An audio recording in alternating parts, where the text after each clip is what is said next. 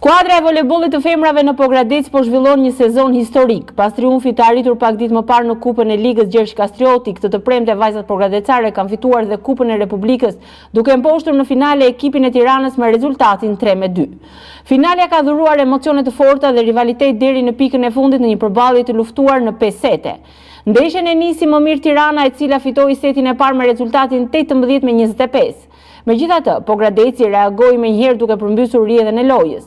Vajzat e trajnerit Besnik Lisha fituan setin e dytë 25-18 dhe më pas edhe setin e tretë 25-22 duke kaluar në avantazh 2-1 me sete. Tirana nuk u dorëzua dhe arriti të rikthej baraspeshën në rezultat pasi fitoi setin e katërt me shifrat 17-25 duke e çuar finalen në setin vendimtar.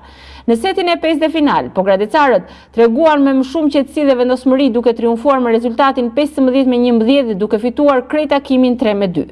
Ky sukses shënon një moment historik për klubin pasi Kupa e Republikës shënon për herë të parë dhe shkon në Pogradec. Vetëm pak ditë më parë, skuadra kishte fituar gjithashtu për herë të parë edhe Kupën e Ligës Gjergj Kastrioti. Pas këtyre 2 trofeve të rëndësishëm, skuadra liçenore tashme ka përqendruar vëmendjen tek objektivi i radhës, titulli kampion që do ta bëjë këtë sezon të paharrueshëm për voleybollin pogradecar.